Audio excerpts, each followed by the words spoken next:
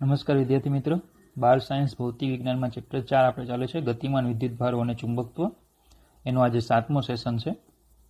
આજે આપણે બે વિદ્યુત પ્રવાધારિત વાહક પર લાગતું ચુંબકીય બળ અને એમ્પિયર જે બળની ચર્ચા કરી હતી બરાબર, એના વિશે આપણે આજે ભણવાનું છે અને સાથે નાના કીડી જેવડા નાના દાખલા છે. બરાબર, ચાલો મુખ્ય થિયરી છે ચુંબકીય બળ. બરાબર, જે ચર્ચા આપણે લાસ્ટ સેશનમાં કરી ગયા હતા, F = QV × B. બરાબર, પણ આજે પ્રવાહધારિત તાર છે એની ચર્ચા કરવાની છે, એની પર ચુંબકીય બળની ચર્ચા છે. તો જો વિદ્યુત પ્રવાહધારિત વાહક તાર પર લાગતું ચુંબકીય બળ. પ્રશ્નાઓ પૂછાય, વિદ્યુત પ્રવાહધારિત વાહક સળિયા પર લાગતા ચુંબકીય બળનું સૂત્ર મેળવો. હવે સમજો કે ધારો કે મારી પાસે એક પ્રવાહધારિત તાર છે. ધારો કે આ જે છે એ વિદ્યુત પ્રવાહધારિત તાર છે જેમાંથી I જેટલો પ્રવાહ પસાર થાય છે. એની જે લંબાઈ છે L છે અને આડછેદનું ક્ષેત્રફળ A છે. બરાબર, એક પ્રવાહધારિત તાર છે, લંબાઈ એની L છે, પ્રવાહ I છે અને આડછેદનું ક્ષેત્રફળ A.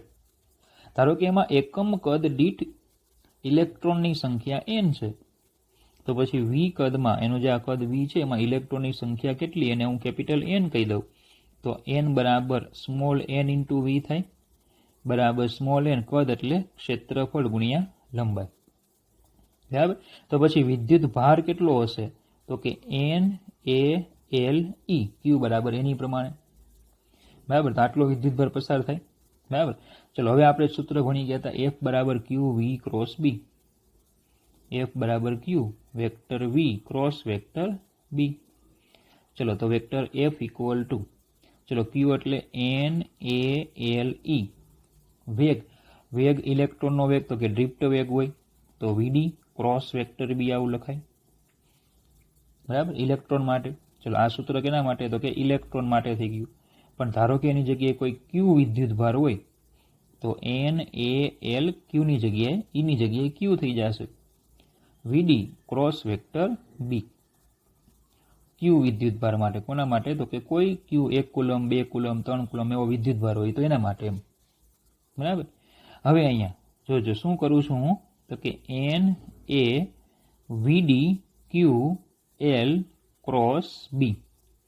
શું કર્યું મેં તો કે VD જે છે વેક્ટર VD અને વેક્ટર L એને અલ્ટર ચેન્જ કર્યા. બરાબર, VD ની જગ્યાએ L કરી નાખ્યા, L ની જગ્યાએ VD કરી નાખ્યા. જો હવે આવું પહેલા તો પ્રશ્ન થાય કે આવું કરી શકાય તો કે આવું ક્યારે કરી શકાય તો કે જો બંને સદિશો એક જ દિશામાં હોય તો. એ સીધી વાત છે કે VD ડ્રિફ્ટ વેગ કઈ દિશામાં હોય, ગતિની દિશામાં હોય, અને આપણે L કઈ દિશામાં લઈએ, પ્રવાહની દિશામાં. બરાબર, સૂક્ષ્મ ખંડ આપણે તમને યાદ હોય તો dl લેતા કઈ દિશામાં લેતા, પ્રવાહની દિશામાં. તો VD અને L બંને કેવા છે, એક જ દિશામાં થાય. VD અને L બંને એક જ દિશામાં છે. તો પછી તમે VD ને લખો અહીંયા કે L ને લખો, VD ક્રોસ B કરો, તમે VD ક્રોસ B કરો કે L ક્રોસ B કરો, બંનેની દિશા કેવી આવશે, એક જ આવશે, દિશા સમાન જ થાય. ભલો ખબર પડે, કારણ કે VD અને L બંને એક જ દિશામાં છે. તો ટૂંકમાં આપણે આવું લખી શકીએ. હવે આવું શું કામ લખ્યું તો કે હવે આપણને ખબર છે. બરાબર, કે ભાઈ આ જે થઈ ગયું અહીંયા આ NEAVD, માફ કરજો, NEAVD આ જે છે. બરાબર, NEAVD જે NEAVD જે છે એના બરાબર શું લખાય, આપણે વિદ્યુત પ્રવાહ લખાય. બરાબર, આપણે ભણી ગયા કે નહીં કે ભાઈ I બરાબર NEAVD. જો આ ઇલેક્ટ્રોન હોય તો પણ Q વિદ્યુત ભાર હોય તો NQAVD લખાય. તો અહીંયા NQAVD છે, તેના બરાબર શું લખાઈ જશે, પ્રવાહ.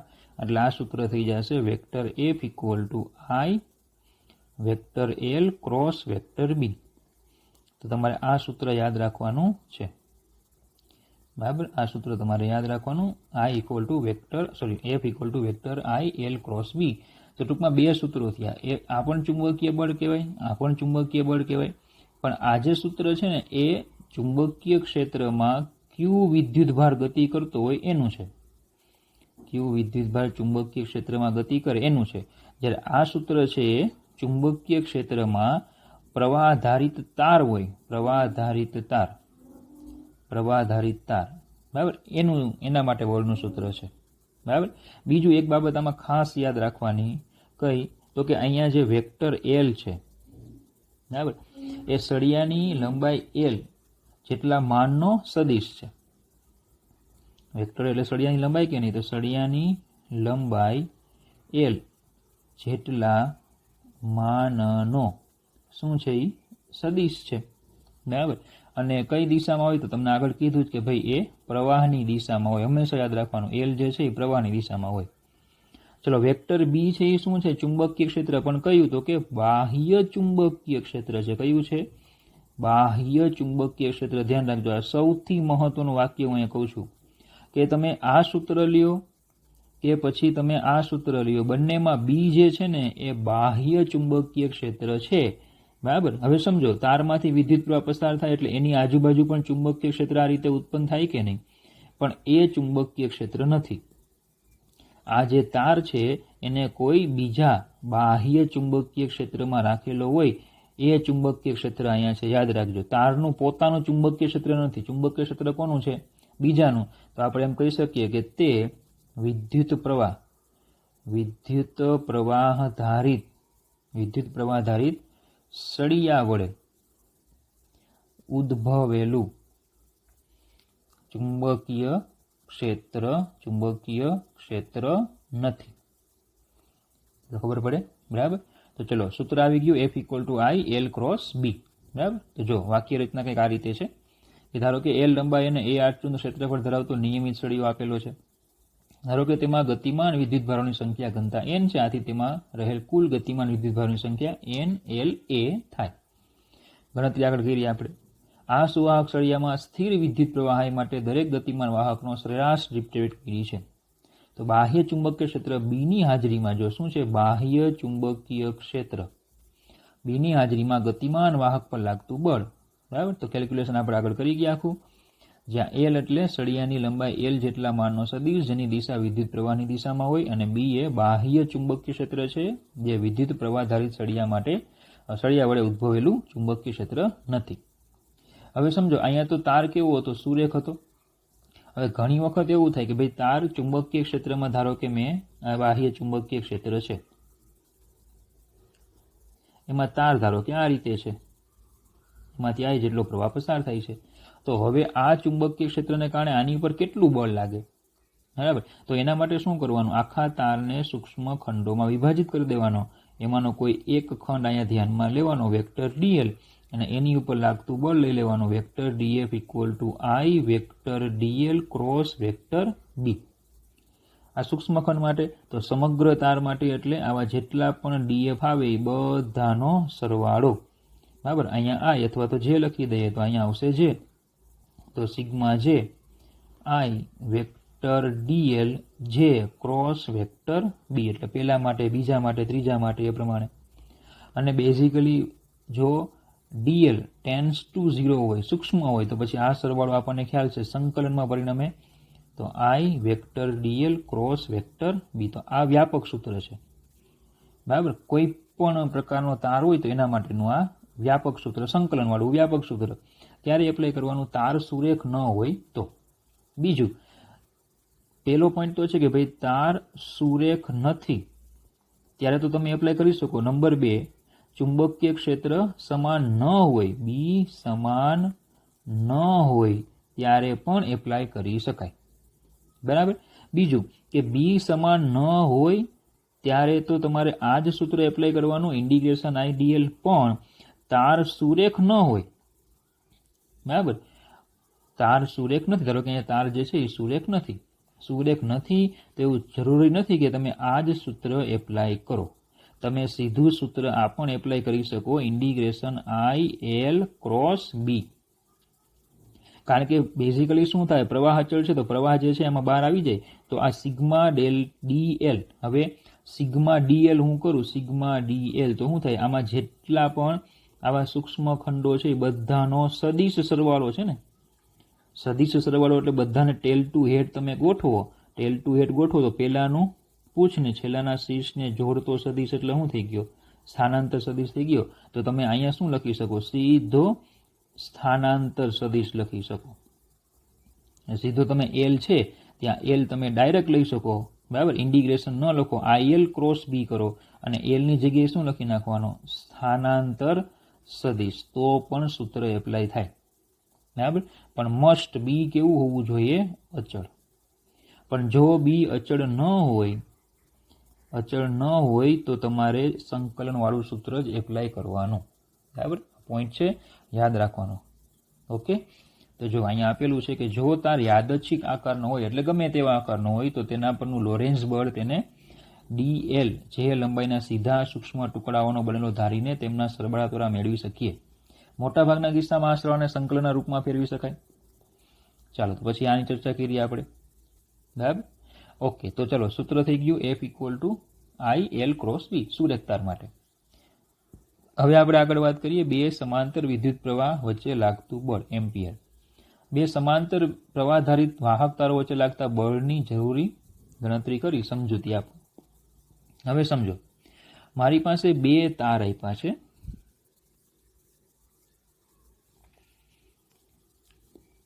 પણ એની પહેલા થોડીક જનરલ બાબતો લઈ લઈએ કે આપણે વિદ્યુત પ્રવાહધારિત વાહક, બરાબર, એના કારણે ચુંબકીય ક્ષેત્ર ઉદ્ભવે છે. બરાબર. આવું કોણે કીધેલું? તો કે સૌ પ્રથમ અવલોકન ઓસ્ટેડે કીધેલું અને પછી બાયો સાવરે એનું મૂલ્ય આપ્યું. બીજું કે બાહ્ય ચુંબકીય ક્ષેત્ર, હમણાં આપણે જે ભણી ગયા તે બાહ્ય ચુંબકીય ક્ષેત્ર છે, એમાં વિદ્યુત પ્રવાહ ધારિત વાહક હું લઈ લઉં, વિદ્યુત પ્રવાહ ધારિત વાહક પર શું લાગે છે? બળ લાગે છે. એવું કોણે કીધું? તો કે લોરેન્ઝે. કોણે કીધું? લોરેન્ઝે. તો આમ એમ કહી શકે કે ભાઈ ધારો કે હું પાંચ પાસે બે તારને મૂકી દઉં કે ભાઈ એક તારને બીજો તાર, બરાબર, અને બંને તારમાંથી હું વિદ્યુત પ્રવાહ પસાર કરું. વિદ્યુત પ્રવાહ ધારિત હોય કે ભાઈ આમાંથી ધારો કે I1 પ્રવાહ આવ્યો, આમાંથી ધારો કે I2 પ્રવાહ આવ્યો, તો સીધી વાત છે કે I2 પ્રવાહ જે કારણે આ તારમાં ચુંબકીય ક્ષેત્ર ઉત્પન્ન થશે. હવે એ ચુંબકીય ક્ષેત્ર બોલો અહીંયા સંકળાશે, તો એમ કહેવાય કે ભાઈ I1 પ્રવાહધારિત તાર છે એ I2 ના ચુંબકીય ક્ષેત્રમાં છે. I1 પ્રવાહધારિત તાર છે એ I2 ના ચુંબકીય ક્ષેત્રમાં છે. બીજી રીતે એમ કહી શકીએ કે I1 પ્રવાહધારિત તાર છે, બરાબર, એ I2 ના બાહ્ય ચુંબકીય ક્ષેત્રમાં છે. બાહ્ય ચુંબકીય ક્ષેત્રમાં છે. અને ચુંબકીય ક્ષેત્રમાં હોય તો I1 ઉપર શું થાય? બળ લાગશે. કોણ લગાડશે? તો કે I2 નું ચુંબકીય ક્ષેત્ર છે એ I1 ઉપર શું કરશે? બળ લગાડશે. બોલો ખબર પડે. તો એમ્પિયરે શું કર્યું? તો કે એમ્પિયરે બાયો સાવર અને લોરેન્ઝ એ બંનેને શું કર્યા? એને ભેગા કર્યા. એમ્પિયરે બાયો સાવર અને લોરેન્ઝને ભેગા કર્યા અને પોતાના નિયમો અને અવલોકનો કર્યા. બરાબર. તો જો એ 1820 થી 25, 1820 તમને જો યાદ હોય તો ઓસ્ટેડે સૌ પ્રથમ ઉનાળામાં અવલોકન કરેલું ઓસ્ટેડે, અને પછી બાયો સાવરે, બરાબર, ચુંબકીય ક્ષેત્રનું મૂલ્ય આપ્યું. હવે એમ્પિયરે શું કર્યું? તો કે 1820 ને 25 ગાળામાં એમ્પિયરે આ ચુંબકીય બળનો પ્રકાર અને વિદ્યુત પ્રવાહનું મૂલ્ય. હવે ચુંબકીય બળનો પ્રકાર એટલે આકર્ષી કે અપાકર્ષી, એમ વિદ્યુત પ્રવાહનું મૂલ્ય વાહકના આકાર, કદ તથા બે વાહકો વચ્ચેના અંતર પર, બરાબર, અંતર પર તેના આધાર રાખશે. એટલે કેવી રીતે આધાર રાખે તેનો અભ્યાસ એણે અંતર પર, બરાબર, કેવી રીતે આધાર રાખશે એનો શું કર્યો? એણે અભ્યાસ કર્યો. ખબર પડે. 1820 ના 25 ગાળામાં એમ્પિયરે આવો આપણે અભ્યાસ કર્યો. તો ચાલો હવે આપણે સૂત્ર મેળવીએ. ચાલો હવે એના માટે આ પ્રમાણે આપણે આકૃતિને ધ્યાનમાં લઈશું. ચાલો તો આ બે વાહક તાર છે, વાહક તાર A, બરાબર, અને બીજો છે વાહક તાર B. ચલો આ છે વાહક તાર A અને આ છે વાહક તાર B. આમાંથી જે પ્રવાહ પસાર થાય છે એ છે IA. કેટલો પ્રવાહ આમાંથી? IA. અને આમાંથી પ્રવાહ પસાર થાય છે IB. આ છે ઉગમ બિંદુ, આ X અક્ષ, આ Y અક્ષ, અને બહાર આવતી અક્ષ છે Z અક્ષ. બંને વચ્ચેનું અંતર છે ડી, બંને જે તાર છે એમની વચ્ચે અંતર છે ડી. બંને તારો સુરેખ છે, સમાંતર મૂકેલા છે. બરાબર. તો જો આકૃતિમાં એકબીજાથી ડી અંતર રહેલા બે લાંબા સમાંતર વાહકો એ અને બી બતાવ્યા, જેમાંથી અનુક્રમે પ્રવાહો આઈ અને આઈબી પસાર થાય છે. પ્રવાહો પસાર થાય છે આઈ અને આઈબી. બરાબર. ચલો, હવે વાહક એ દ્વારા વાહક બી પર દરેક બિંદુએ સમાન ચુંબકીય ક્ષેત્ર બી ઉત્પન્ન થાય. સીધી વાત છે કે આપણે ભણી ગયા કે ભાઈ બી અતિ લાંબા તારને લીધે આર અંતરે ચુંબકીય ક્ષેત્રનું સૂત્ર μ0I/2πr પરથી બી પ્રપોઝનલ ટુ 1/r આવે. તો એનો મતલબ કે જો આર અચળ હોય તો બી પણ કેવું થાય? અચળ થાય. તો હવે એનો મતલબ એવો થાય કે ભાઈ આ એ થી બી તાર લ્યો કે બી થી એ તાર લ્યો, બધા બોલો લાંબા, એક તો લાંબા તાર છે અને બધા ડી અંતરે રહેલા બિંદુઓ હોય કે નહીં, તો ચુંબકીય ક્ષેત્ર કેવું હોય? સમાન. એટલે સમાન ચુંબકીય ક્ષેત્ર ઉત્પન્ન થાય. બરાબર. ચાલો, હવે હું શું કહું કે ભાઈ તાર એ જે છે, તાર એમાંથી જે આઈએ પ્રવાહ વહે, બરાબર, તાર એ છે, તાર એ લઈએ હું, એમાંથી આઈએ પ્રવાહ વહે, આઈએ પ્રવાહ વહે તો એમાંથી ચુંબકીય ક્ષેત્ર ઉત્પન્ન થાય બી એ. બરાબર. તાર બી જે છે એ આના ચુંબકીય ક્ષેત્રમાં આવે એટલે તાર બી ઉપર શું થશે? બળ લાગશે. એ બળને હું કહી દઉં FBA, કારણ કે એ વડે બી ઉપર લાગતું બળ. બરાબર. આટલું ક્લિયર થઈ ગયું. ચલો, હવે આ ચુંબકીય ક્ષેત્ર બી એ કેટલું થશે? તો કે એનું મૂલ્ય આવશે μ0IA/2πd, કારણ કે આ કેટલા અંતરે છે? બી અંતરે છે, સોરી ડી અંતરે છે, એટલે μ0IA/2πd આટલું ચુંબકીય ક્ષેત્ર આવશે. ચલો, હવે કઈ દિશામાં આવશે એ જોઈએ. તો ચુંબકીય ક્ષેત્રની દિશા ગોતવી હોય તો જમણા હાથના નિયમનો ઉપયોગ થાય, અંગૂઠાના નિયમનો ઉપયોગ થાય. શું ભણી ગયા હતા કે પ્રવાહને સમાંતર જમણા હાથનો અંગૂઠો રાખો. તો જો આ તાર એ છે ને, તમારો જમણો હાથ લ્યો, તાર એ જે છે એને સમાંતર જમણા હાથનો અંગૂઠો રાખો. હવે તમારી આંગળીઓને ક્યાં લઈ જાઓ? બી તરફ લઈ જાઓ. આંગળીઓને બી તરફ એટલે નીચે લાવો. તો બોલો ચુંબકીય ક્ષેત્ર કઈ દિશામાં આવશે? નીચે તરફ આવશે. બરાબર. ચુંબકીય ક્ષેત્ર અંદર જતી દિશામાં આવશે. બોલો, ખબર પડ્યા? બરાબર. તાર એ જે છે એને સમાંતર જમણા હાથનો અંગૂઠો રાખો અને આંગળીઓને તમે બી તરફ લઈ જાઓ એટલે આંગળીઓ અંદર તરફ જશે, વળશે ને અંદર તરફ જશે. જો, બરાબર. અથવા તમે કોઈ દિવાલ ઉપર બે લાઈન દોરી દો એટલે તમને તરત ખ્યાલ આવી જશે. બરાબર. તો દિશા કઈ આવશે? અંદર તરફ, એટલે એને ક્રોસ વડે દર્શાવી. ઓકે. ચલો, હવે આ ચુંબકીય ક્ષેત્ર તાર બી ઉપર શું કરશે? બળ લગાડશે. તો એ બળ કઈ રીતે મળે? તો કે આઈ વેક્ટર એલ ક્રોસ વેક્ટર બી પરથી મળશે. બરાબર. તો આપણે અહીંયા શું આવશે? Vector FBA, vector FBA. ચલો, પ્રવાહ અહીંયા આઈ પ્રવાહ છે એ પોતાનો હોય એટલે આઈ બી. આઈ જે પ્રવાહ છે એ કોનો હોય? એનો પોતાનો હોય. બરાબર. ચલો, એટલે આવશે એ આઈ બી. ઓકે. ચલો, લંબાઈ એની એલ, ધારો કે એલ લંબાઈ પર બળ લઈએ કે ભાઈ ધારો કે એલ જેટલી લંબાઈને હું ધ્યાનમાં લો. બરાબર. એટલે આઈ બી એલ. બીજી એક વાત અહીંયા લઈ લઈએ કે ભાઈ આમાં એલ અને બી જે છે એ પરસ્પર લંબ છે, કારણ કે સીધી વાત છે કે ભાઈ એલ આ દિશામાં આવે, પ્રવાહની દિશામાં આવે, અને બી અંદર જતી દિશામાં છે, એટલે બંને કેવા છે? પરસ્પર લંબ. તો થીટા કેવો થશે? π/2. તો પછી આનું જો મૂલ્ય મારે લખવું હોય તો F = ILB sin π/2 થાય ને. મૂલ્ય લખવું હોય તો ILB sin π/2 થાય. એટલે એ થઈ જશે આઈની જગ્યાએ IB, કેપિટલ L, બી કોનું? ચુંબકીય ક્ષેત્ર બીજાનું. યાદ રાખજો, પ્રવાહ કોનો? પોતાનો. પ્રવાહ એ પોતાનો અને ચુંબકીય ક્ષેત્ર કોનું હોય? બીજાનું, બાહ્ય હોય ને. બોલો, ખબર પડે? બરાબર. તો આ થઈ ગયું મૂલ્ય IBLBA. બરાબર. ચાલો, તો વાક્ય રચના પ્રમાણે વાત કરતા જઈજો. વાહક એ દ્વારા વાહક બી પર દરેક બિંદુએ સમાન ચુંબકીય ક્ષેત્ર બી ઉત્પન્ન થાય. જમણા હાથનો નિયમ દર્શાવે છે કે આ ચુંબકીય ક્ષેત્રની દિશા અંદર તરફ છે, અંદર તરફ છે. તેનું મૂલ્ય એમ્પીરના સર્કિટલ નિયમ પરથી, બોલો એનું મૂલ્ય કેટલું આવશે? તો કે BA બરાબર μ0IA/2πd. એમ્પીરના સર્કિટલ નિયમ મુજબ એ આવશે μ0IA/2πd. બરાબર. ચાલો, સાથે મેં આકૃતિ અહીંયા લઈ જ લીધી છે. તો ચુંબકીય ક્ષેત્ર બી ના કારણે વિદ્યુત પ્રવાહ આઈબી ધરાવતો સુવાહક એ બાજુની તરફ ચુંબકીય બળ અનુભવે. ચલો, હવે બળ અનુભવે એમ કીધું. આ પ્રશ્ન એ છે કે બળ એ બાજુ તરફ અનુભવે, આમ એ બાજુ તરફ. તો કેમ એ બાજુ તરફ બળ અનુભવે? તો જો આપણે ચેક કરીએ કે બળ આપણે કીધું, બળ એટલે F = IL ક્રોસ બી છે. ચલો, હવે હું એલ લઉં. એલ બોલો આ એક્સ દિશામાં હોય, પ્રવાહ જે દિશામાં હોય એ દિશામાં હોય, એટલે કે આઈ કેરેટ આવે. અને બી ચુંબકીય ક્ષેત્ર અંદર જતી દિશામાં છે. બહાર આવતી અક્ષ જો ઝેડ અક્ષ હોય તો અંદરની અક્ષ એટલે કઈ હોય? ઋણ ઝેડ અક્ષ હોય એટલે માઇનસ કે. બોલો ક્રોસ ગુણાકાર થાય તો આ થઈ જાય માઇનસ આઈ ક્રોસ કે, અને માઇનસ આઈ ક્રોસ કે એટલે આઈ ક્રોસ કે એટલે માઇનસ જે, તો આ થઈ ગયું જે એટલે કઈ અક્ષ? વાય અક્ષ. તો ટૂંકમાં બળ કઈ દિશામાં લાગે? વાય અક્ષની દિશામાં લાગે. બળ કઈ દિશામાં લાગે? વાય અક્ષની દિશામાં, એટલે કે એ તરફ લાગે. બળ છે એ વાય અક્ષની દિશામાં લાગે એનો મતલબ શું? કે એ તરફ લાગે. બોલો આટલી ખ્યાલ આવી ગયો? બરાબર. ચલો બળ અનુભવે અને કઈ દિશામાં? એ બાજુ તરફ. બી ના કારણે લાગતું આ બળ સુવાહક એની દિશામાં હોય. આ બળને આપણે એફ બી એ વડે દર્શાવશું. જે બીના વિભાગ એલ પર એના કારણે લાગતું બળ છે. એલ વિભાગ પર, એટલે ટૂંકમાં ધારો કે થોડોક આપણે ભાગ અહીંયા ધ્યાનમાં લઈએ એલ, તો એટલાની ચર્ચા કરીએ છીએ. બરાબર. ચલો હવે આ બળ જે છે એ બીના કારણે એ પર લાગતું બળ,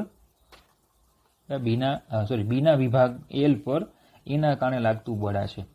બરાબર. બોલો આટલો ખ્યાલ આવી ગયો? ચલો હવે આ બળનું મૂલ્ય ધારો કે આપણે જોતું હોય કે આ બળનું મૂલ્ય કેટલું, તો F equal to I L cross B પરથી મળે. ચલો એના પરથી F equal to I L B sine pi by 2, કારણ કે હમણાં તમને કીધું કે ભાઈ એલ જે છે એ એક્સ અક્ષ ઉપર છે અને ચુંબકીય ક્ષેત્ર છે એ અંદર જતી દિશામાં છે એટલે લંબ. ચલો આ બળને કીધું આપણે એફ બી એ બરાબર આઈ, બરાબર પ્રવાહ છે બી, સ્મોલ એલ ની જગ્યાએ કેપિટલ એલ, ચુંબકીય ક્ષેત્ર બીજાનું. ચલો તો આવશે એફ બી એ બરાબર આઈ બી એલ, બી કેટલું? μ0 I A upon 2 pi D. તો આવશે F B A equal to μ0 I A I B L upon 2 pi D. ચલો આ થઈ ગયું બળનું સૂત્ર જે એમ્પિયર આપણને આપ્યું. હવે આપણે યાદ રાખવાનું છે F equal to μ0 I1 I2 L upon 2 pi Y. આ ફોર્મેટમાં યાદ રાખવાનું. યાદ રાખવા માટે અને આ થિયરી માટે μ0 IA IB L upon 2 pi D. ચલો ખ્યાલ આવી ગયો આટલું? હવે સમજો આ બળ કયું હતું? તો કે એ વડે બી ઉપર લાગતું બળ. હવે આ જ રીતે બી વડે એ ઉપર લાગતું બળ પણ આપણે શું કરી શકીએ? મેળવી શકીએ. આ જ રીતે આપણે બી વડે એ ઉપર લાગતું બળ જોતું હોય તો પણ શું કરી શકીએ? આપણે મેળવી શકીએ. બરાબર. તો જો એના વિભાગ પર બી વડે લાગતું બળ F A B A F બી એના મૂલ્ય જેટલું અને બી તરફ હોય છે. હવે સમજો કે ભાઈ એ ઉપર લાગતું બળ મારે ગોતવું છે, બીને કારણે એ ઉપર. ઓકે. ચલો કઈ દિશામાં છે એ મારે જોઈએ છે. મૂલ્ય તો સેમ જ હશે કારણ કે પ્રવાહ બદલાવા નથી, અંતર એનું એ જ, એટલે મૂલ્ય સેમ જ રહેશે. હવે ખાલી દિશા તો જો આનું આમાંથી પ્રવાહ પસાર થાય એટલે ચુંબકીય ક્ષેત્ર ઉત્પન્ન થાય. તો એ ચુંબકીય ક્ષેત્ર અહીંયા કઈ દિશામાં હોય આપણે જાણવું છે. આમાંથી પ્રવાહ પસાર થાય ચુંબકીય ક્ષેત્ર ઉત્પન્ન થાય. તો એ ચુંબકીય ક્ષેત્ર આ એ તારમાં કઈ રીતે સંકળાય, કઈ દિશામાં હોય? તો જો જમણા હાથનો અંગૂઠો તમે આ દિશામાં રાખો, આંગળીઓને એ તરફ લઈ જાઓ, તો તમે જોઈ શકશો આંગળીઓ છે ને બહાર આવતી દિશામાં હશે, એટલે ડોટ. આંગળીઓ કઈ દિશામાં હશે? બહાર આવતી દિશામાં હોય. તો ફરીથી આપણે F equal to I L cross B હું લઉં. ચલો તાર એ માટે એલ તો એક્સ અક્ષની દિશામાં એટલે આઈ કેરેટ જ છે, અને તાર એ સાથે જે ચુંબકીય ફ્લક્સ સંકળાય છે એ કઈ દિશામાં છે? બહાર આવતી દિશામાં છે. બહાર આવતી દિશા એટલે ઝેડ અક્ષ એટલે કે કેરેટ. તો આઈ ક્રોસ કે કેટલા થાય? માઇનસ જે થાય. માઇનસ જેનો મતલબ કે વાય અક્ષની વિરુદ્ધમાં, એટલે બોલો આમ આવશે. તો આ થઈ ગયું વેક્ટર એફ એ બી. તો બંને બળો સમાન મૂલ્યના વિરુદ્ધ દિશામાં, તો પછી vector F A B equal to minus vector F B A લખાય. તો એનો મતલબ કે આ ન્યૂટનના ત્રીજા નિયમ સાથે સુસંગત છે. ન્યૂટનનો ત્રીજો નિયમ આવો જ હતો, મૂલ્ય સમાન દિશા વિરુદ્ધ. તો ટૂંકમાં આપણે કોઈ પણ ચેપ્ટર ભણતા હોય પણ એમાં ન્યૂટન વગર ચેપ્ટર પૂરું થાય નહીં. ન્યૂટન તો આવે જ, ન્યૂટન વગર ચાલે જ નહીં. ખબર પડે આવું? બરાબર. ચલો તેમ કહેવાય કે આમ સમાંતર વાહકો અને સ્થિર વિદ્યુત પ્રવાહો માટે બાયો સાવરનો નિયમ અને લોરેન્ઝ બળનું પરિણામ ન્યૂટનના ત્રીજા નિયમ મુજબ મળે છે. બરાબર. કયા કયા? સમાંતર વાહકો અને સ્થિર વિદ્યુત પ્રવાહ માટે બાયો સાવરનો નિયમ અને લોરેન્ઝ બળનું પરિણામ ન્યૂટનના ત્રીજા નિયમ મુજબ મળે. ટૂંકમાં એ બંને બાયો સાવર અને આપણે લોરેન્ઝ બળ બંનેને ભેગા કરો એટલે કોણ બને? ન્યૂટનનો ત્રીજા નિયમ મુજબ એમ્પિયરનો નિયમ આપણને મળે. બરાબર. તો ચલો આના પરથી આપણને એક તારણ તો એવું મળી જાય. શું અહીંયા તારણ મળશે? તો કે તારણ એવું મળે કે આમાં બે પ્રવાહ એક જ દિશામાં હતા. બે પ્રવાહ જો એક જ દિશામાં હોય તો બોલો બળ કેવું લાગ્યું? આકર્ષી લાગ્યું, આકર્ષી બળ લાગ્યું. એક જ દિશામાં પ્રવાહ હતા. પ્રવાહ જો એક જ દિશામાં હોય તો બળ આકર્ષિત થયું, તો એનો મતલબ કે જો પ્રવાહ વિરુદ્ધ દિશામાં હોય તો આ જ બળ કેવું બની જશે? અપાકર્ષી થઈ જશે. ખબર પડે? બરાબર. તો જો આપણે તારણ મળે કે એક જ દિશામાં વહેતા વિદ્યુત પ્રવાહો, એક જ દિશામાં જો પ્રવાહ વહેતા હોય, કે ધારો કે આ બે પ્રવાહ છે, આ બંને એક જ દિશામાં વહેતા હોય તો એમની વચ્ચે આકર્ષી બળ લાગે. જો બંને વિરુદ્ધ દિશામાં જતા હોય તો એમની વચ્ચે અપાકર્ષી બળ લાગે. યાદ રાખવું, એક જ દિશામાં વહેતા વિદ્યુત પ્રવાહો એકબીજાને આકર્ષે અને વિરુદ્ધ દિશામાં વહેતા વિદ્યુત પ્રવાહો એકબીજાને અપાકર્ષે છે. આમ સમાંતર વિદ્યુત પ્રવાહો આકર્ષી અને પ્રતિ સમાંતર વિદ્યુત પ્રવાહો અપાકર્ષી હોય. આ સમાંતર કહેવાય કે એક જ દિશા એટલે θ 0, એટલે આપણે શું કહીએ એને? સમાંતર. હા, વિરુદ્ધ દિશા એટલે θ 180, તો આપણે એને શું કહીએ? પ્રતિ સમાંતર. બરાબર. તો સમાંતર હોય તો કયું બળ લાગે? આકર્ષી. પ્રતિ સમાંતર હોય કયું બળ લાગે? અપાકર્ષી. બરાબર. ચલો, હવે ઘણી વખત તમને શું પૂછે? એકમ લંબાઈ દીઠ બળ કેટલું? તો ચલો, આપણું એફ નું સૂત્ર શું હતું? F B A equal to μ0 IA IB L upon 2πd આવું હતું. તો હું F B A by L કરું એટલે આને શું કહેવાય? એકમ લંબાઈ દીઠ લાગતું બળ. μ0 IA IB બાય 2πd. આને મેં સંજ્ઞા આપી દીધી small F. Small F B A equal to μ0 IA IB upon 2πd. Okay, તો આને કહેવાય એકમ લંબાઈ દીઠ લાગતું બળ. હવે જો તમારે એટલું યાદ રાખવાનું છે અહીંયા કે તમે દાખલા ગણતા હો, દાખલામાં જો તમને એલ લંબાઈ ન આપી હોય તો એને તમારે એકમ લઈ લેવાની. કેટલી? એકમ એટલે કે 1 મીટર લઈ લેવાની. તો તમને જે બળ ગોતવાનું કીધું હોય ને સ્મોલ એફ હોય. બરાબર. એકમ લંબાઈ દીઠ લાગતું બળ હોય. એકમ લંબાઈ દીઠ લાગતું બળ તમને કીધું હોય, જેનો એકમ આવશે ન્યૂટન પર મીટર.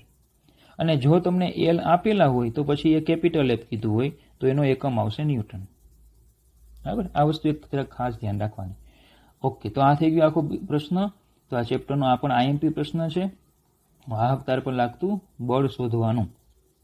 બરાબર. એમ્પિયરના બે સમાંતર વાહક તારો વચ્ચે લાગતું બળ શોધવા માટે એમ્પિયરનું અવલોકન. આ એમ્પિયરનું અવલોકન પણ કહેવામાં આવે કે બે સમાંતર વાહકો વચ્ચે, બરાબર, એક જ દિશામાં જતા વિદ્યુત પ્રવાધારિત વાહકો વચ્ચે આકર્ષી બળ લાગે અને વિરુદ્ધ દિશામાં જતા વિદ્યુત પ્રવાધારિત વાહકો વચ્ચે અપાકર્ષી બળ લાગે. બરાબર. હવે છે એમ્પિયરની વ્યાખ્યા આપવાની. એમ્પિયરની વ્યાખ્યા તમને ખ્યાલ છે, એમ્પિયર છે ને એસઆઈ પદ્ધતિનો એકમ છે વિદ્યુત પ્રવાહનો. તો આપણે 1 એમ્પિયરને વ્યાખ્યાયિત કરવાનો છે. આપણે અત્યાર સુધી એવું ભણી ગયા કે આઈ ક્યુ બરાબર આઈટી, તો આઈ બરાબર ક્યુ બાય ટી. તો 1 સેકન્ડમાં વાહકના કોઈ પણ આડછેદમાંથી પસાર થતો વિદ્યુતભારનો જથ્થો 1 કુલમ હોય તો રચાતો પ્રવાહ 1 એમ્પિયર કહેવાય. આ સદંતર ખોટી વ્યાખ્યા છે. વિદ્યુત પ્રવાહનો એકમ આપણે એમ્પિયર આપ્યો, એ એમ્પિયરની આ વ્યાખ્યાને લીધે નહીં, એમ્પિયરની ઓરિજિનલ વ્યાખ્યાની હવે આપણે ચર્ચા કરવાની છે.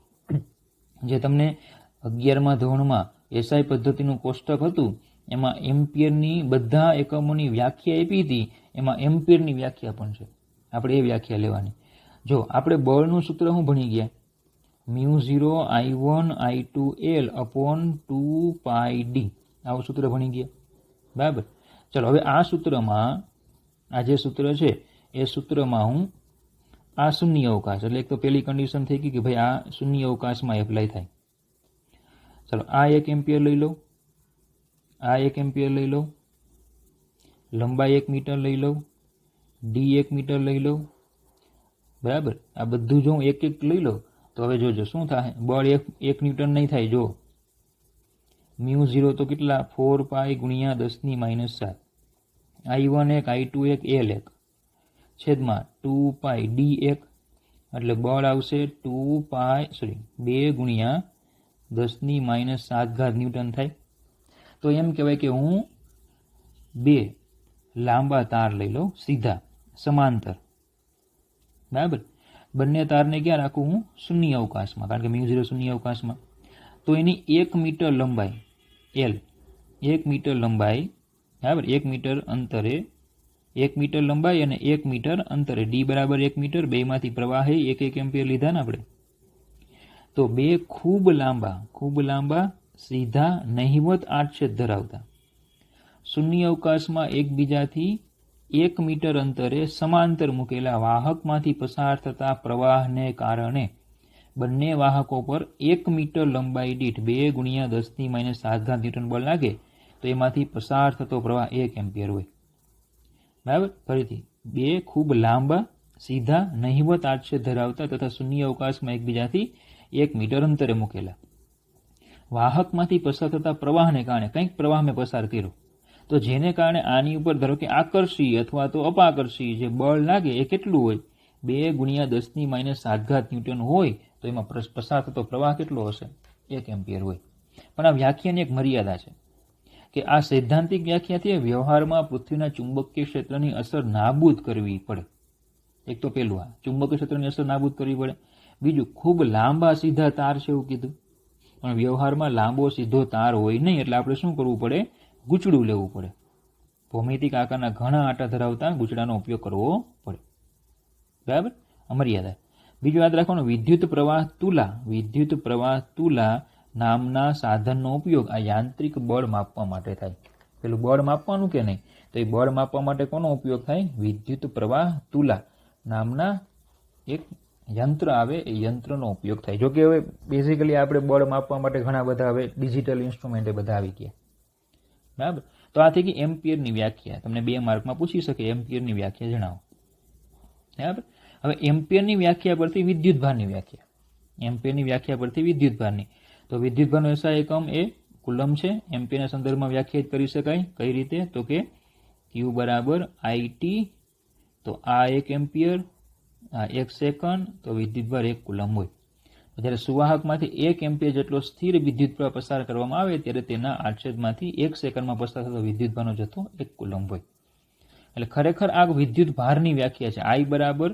Q = IT પરથી જે વ્યાખ્યા મળે ને Q = IT એના પરથી જે વ્યાખ્યા છે ને એ વિદ્યુત ભારને વ્યાખ્યાયિત કરે છે. પ્રવાહ I = Q/T લઈને આપણે પ્રવાહ વ્યાખ્યાયિત કરતા ને ખરેખર એવું નથી. પ્રવાહની ઓરિજિનલ વ્યાખ્યા આ છે. બરાબર. આ 1 એમ્પિયરની વ્યાખ્યા છે તમારે યાદ રાખવાની છે. ઓકે. ચાલો તો આ પ્રશ્ન થઈ ગયો. હવે નાના દાખલા છે તો દાખલા તરફ આપણે જઈએ. ચલો 200 કિલોગ્રામ 200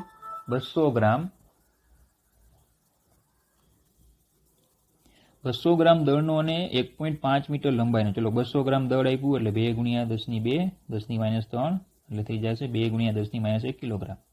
1.5 મીટર લંબાઈ છે. 2 એમ્પિયર વિદ્યુત પ્રવાહ છે. તેને સમક્ષિતિજ અને સમાન ચુંબકીય ક્ષેત્ર B માં હવામાં લટકાવેલ રાખેલો છે. ચુંબકીય ક્ષેત્રનું મૂલ્ય કેટલું હશે? ચલો આને ચુંબકીય ક્ષેત્રમાં રાખ્યો છે. ચુંબકીય ક્ષેત્રમાં રાખો એટલે એની પર બળ લાગે.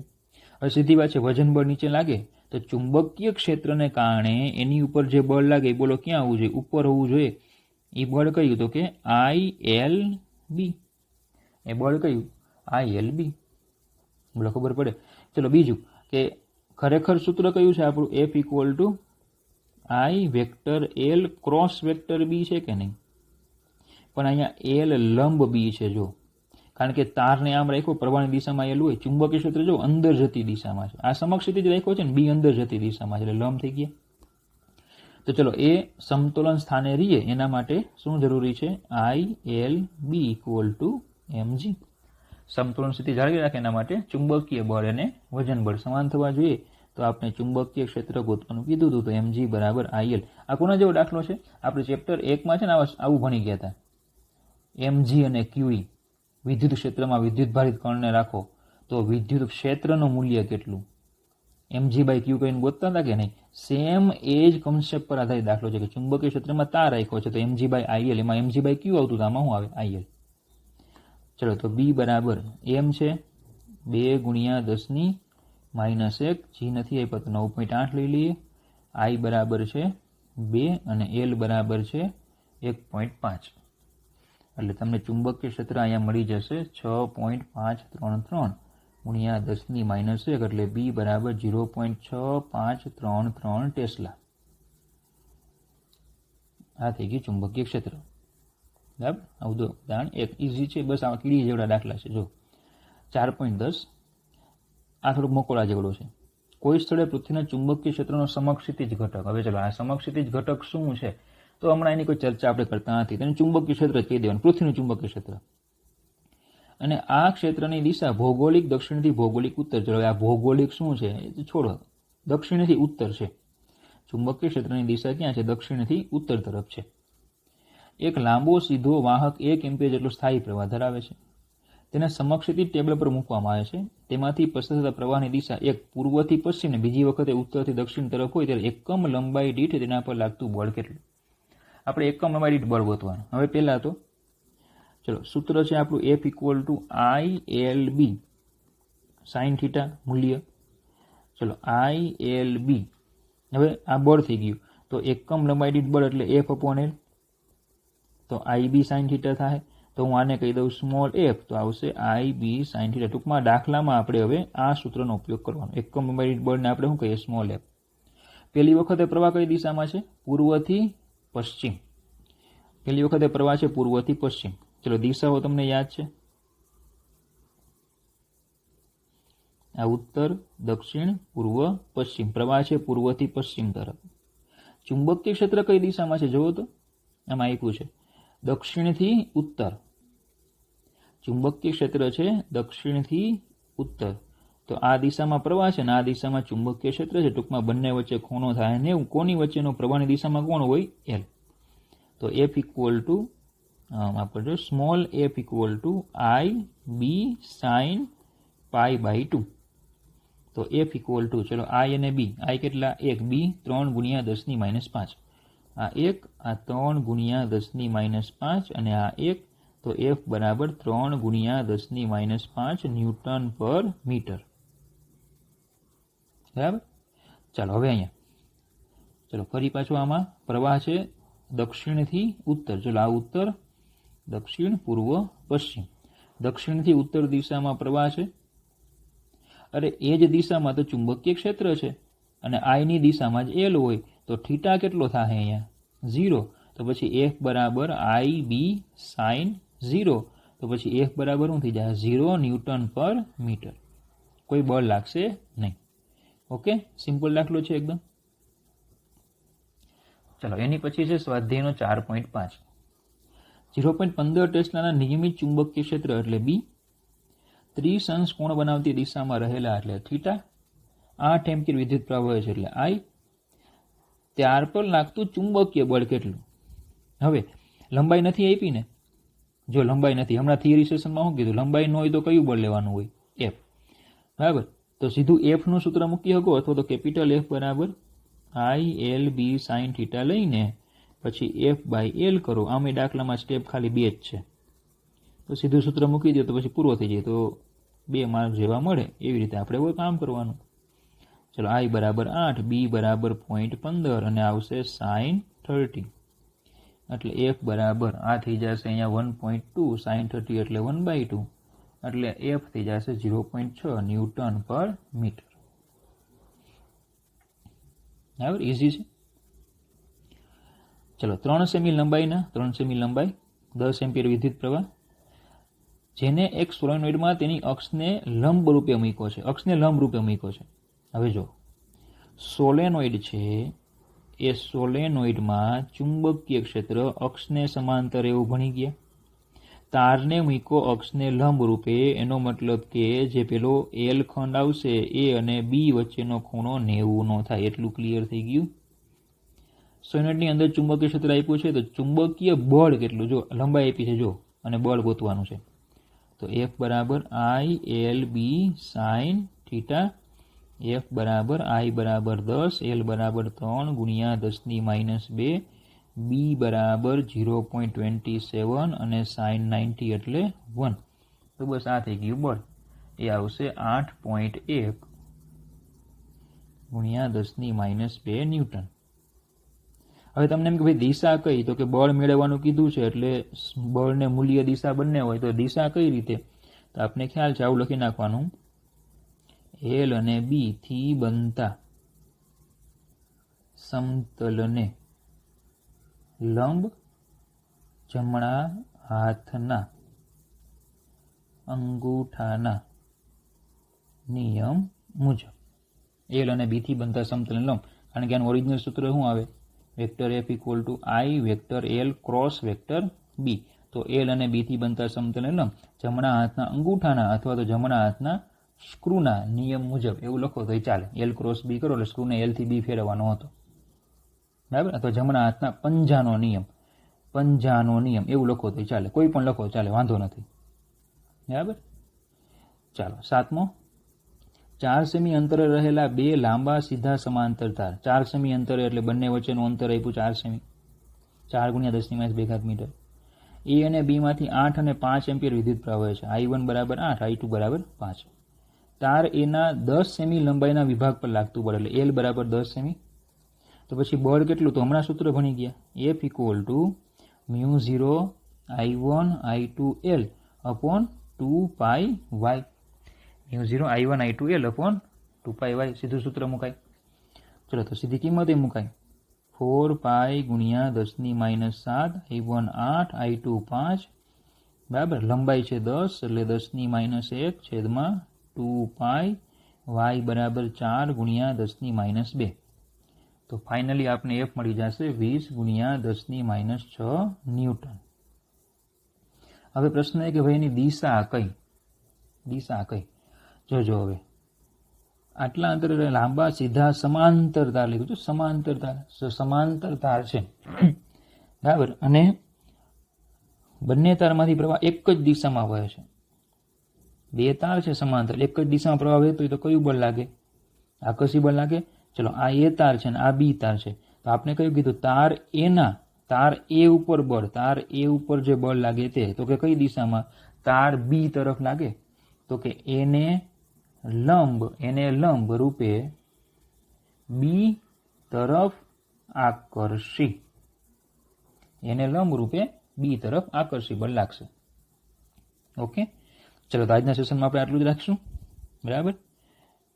પણ નેક્સ્ટ સેશન છે એ બહુ મહત્વનો સેશન છે. તમારે એના માટે ખાસ F equal to I vector L cross vector B, L cross B થી બળ મળે એ આવતા સેશનમાં બહુ જરૂરી છે કે એ દિશા કઈ રીતે આવશે, કારણ કે આપણે હવે જનરેટર વિશે ચર્ચા કરવાની છે, બરાબર.